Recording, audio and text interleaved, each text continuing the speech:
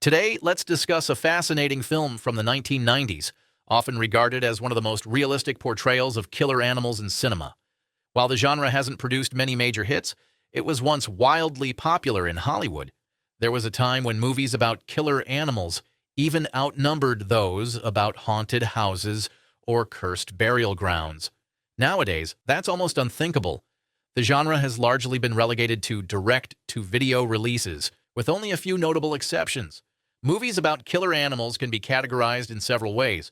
The most common type typically features low budgets and regular animals, either portrayed as having extraordinary abilities, such as heightened intelligence, or used as cannon fodder for humans to heroically defeat.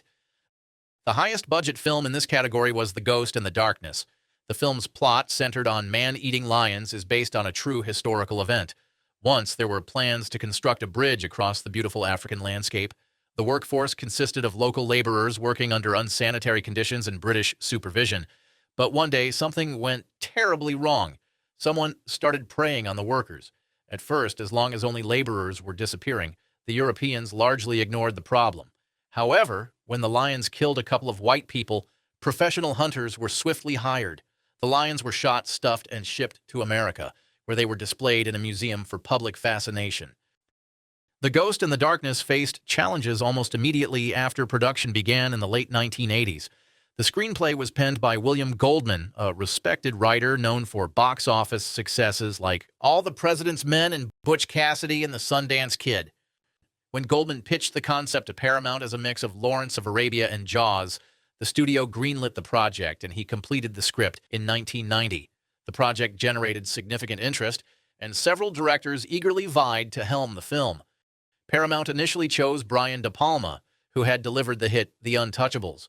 De Palma even brought Kevin Costner, whose career was rapidly ascending, onto the project. De Palma began making script adjustments, and everything seemed on track until the end of 1990, when his film The Bonfire of the Vanities bombed spectacularly. With a $50 million budget, a considerable sum at the time, the film grossed only $15 million and received multiple Golden Raspberry Award nominations, including one for De Palma as Worst Director. Paramount panicked and let him go. Next, the studio hired Kenneth Branagh, who had recently received critical acclaim for his British film Henry V, which also won an Oscar for Best Costume Design. De Palma's exit might have been avoided if Dances with Wolves had already cemented its success. However, at that point, the film had only just been released, and Costner wasn't yet a major box office draw, so his opinions were disregarded. Frustrated, Costner left the project, slamming the door on his way out. Paramount began courting other big-name stars, but none wanted to join. After both Mel Gibson and Tom Cruise declined the lead role, Branagh, sensing trouble, also walked away. By 1992, the project seemed destined for production limbo, but Michael Douglas stepped in as a producer, captivated by the true story of the man-eating lions of Tsavo. With Douglas, an influential producer, at the helm, the film regained momentum. Val Kilmer was cast in the lead role, and Stephen Hopkins, who had directed 3 consecutive flops, was chosen as director. Many speculate that Douglas intentionally picked Hopkins to maintain control over the project. Hopkins, desperate to revive his career, was a compliant choice. However, problems soon arose. As the crew prepared to film in Africa, the studio announced that shooting in Kenya, where locations had been scouted, was no longer viable. The official explanation was the unstable political climate and the influx of Somali refugees. The studio claimed they didn't want to endanger Douglas, a valuable Hollywood asset. Ultimately, the production relocated to a safer country. However, rumors suggest the real issue was the studio's failure to secure tax incentives. At the time, Kenya had little interest in accommodating Hollywood. If a deal had been struck, the studio likely wouldn't have worried much about potential dangers on set. The producers quickly began searching for alternative filming locations in South Africa and moved the sets from Kenya.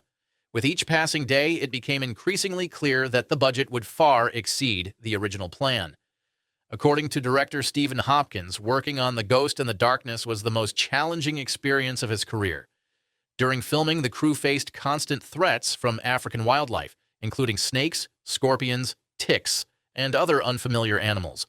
When wildlife wasn't an issue, torrential rains wreaked havoc for weeks, sweeping cars away and destroying sets. Hippos frequently wandered into the camp, and under no circumstances could they be harmed. Tragically, several crew members lost their lives during production. Some were crushed by collapsing sets, while others were swept away by raging rivers never to be seen again. Frequent delays plagued the production, stretching filming by an additional month and adding millions to the budget. Initially, most lion scenes were meant to feature animatronics. However, when the replicas were completed, it became evident that the footage wouldn't look realistic enough for theatrical release. As a result, the production team brought in 3 more trained lions, supplementing the 2 already in use, to film the most intense scenes. The atmosphere on set was further strained by Michael Douglas, who often interfered with the creative process, insisting he knew best how the film should look. His interference significantly altered the character of Remington. Originally written as a mysterious, mythical hunter who appeared only in the final act, Remington was transformed into a more prominent, less compelling character. Screenwriter William Goldman later expressed disappointment, stating that Douglas had turned Remington into a wimp and a loser. Tensions between Hopkins and Douglas escalated. After filming wrapped, Hopkins was denied final cut privileges, with Douglas taking over the editing process. According to Hopkins, Douglas discarded over 30 minutes of valuable footage to give his character more screen time and an earlier introduction. In interviews, Hopkins voiced his frustration, lamenting the numerous plot holes and unresolved storylines created by Douglas's edits. He also criticized the impact on Val Kilmer's character, who was originally portrayed as a heroic figure saving lives well before Remington's arrival. The film's casting also raises questions. What if Gerard Depardieu had played Remington as initially planned? It's intriguing to imagine how the movie might have turned out if production had stayed on track in 1991, with Brian De Palma directing, Kevin Costner in the lead role, and Depardieu as the legendary hunter. Released at the peak of Costner's popularity, it could have been a massive hit. As for Val Kilmer, why didn't he contribute to the chaos? By all accounts, this challenging environment seemed tailor-made for his notorious behavior. However, there are reasons he remained professional. Director Stephen Hopkins praised Kilmer as one of the best actors he'd ever worked with, describing him as punctual, helpful, and respectful on set. Kilmer's demeanor may have stemmed from his previous experience with The Island of Dr. Moreau, a commercial and critical disaster. The failure, coupled with his recent divorce, left Kilmer's career on shaky ground. Determined to avoid another flop, Kilmer approached the project with unwavering professionalism. According to Hopkins, Kilmer believed in the ghost and the darkness more than anyone else. Unfortunately, his efforts couldn't save the film financially. Released in October 1996, The Ghost and the Darkness was a box office disappointment. Despite an opening weekend win, it grossed only $38 million against a $55 million budget. The competition that weekend included 2 other flops, The Chamber, starring Chris O'Donnell, and The Long Kiss Goodnight, which performed slightly better but still suffered significant losses. Budget overruns played a major role in the film's failure. Originally planned at $30 million, the inflated costs made profitability nearly impossible. At $30 million, the film might have broken even over time through home video and TV sales. Despite its financial shortcomings, audiences enjoyed the film, giving it positive reviews. Critics, however, were less kind. Nonetheless, the Academy awarded it an Oscar for Best Sound Editing.